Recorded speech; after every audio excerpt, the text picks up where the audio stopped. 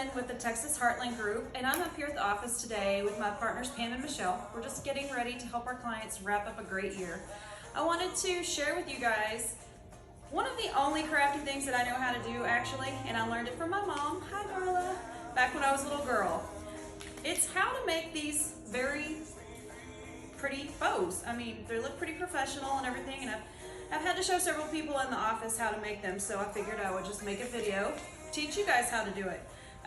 What I'm using right now is this polypropylene ribbon. It's like a poly shiny ribbon, but you can use basically any ribbon that has a little bit of stiffness to it. Like this gold ribbon is a wired ribbon and it holds up pretty good. If you use something like this felt ribbon, it doesn't really hold its shape as much, but if you still like that, then go for it. So what we do is pretty simple.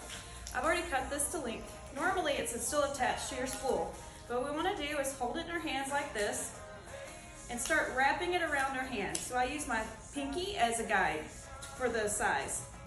I want to make them about a medium size bow, which ends up being about 4 inches across.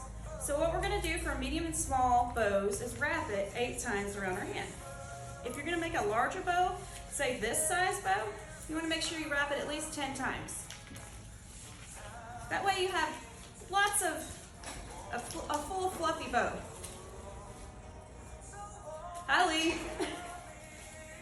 So we're going to keep on going. We want to make sure that our ends end on opposite sides of our circle.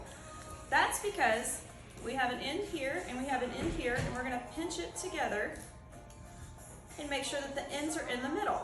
We do that so that we can flatten out our ribbon and cut a V in it like that. I've already cut it because sometimes it's hard to cut through there. You see how we have 2 points on the end? So what we do with those 2 points is push them together like this. Beforehand, I've already cut some curling ribbon.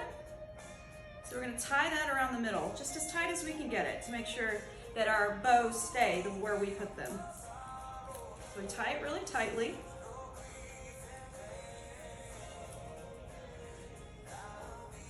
Don't have fat fingers like I do.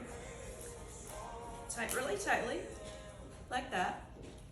So we continue with our bow. We just pull it out from the inside here on each opposite sides and twist. We want to pull it tight and make it taut.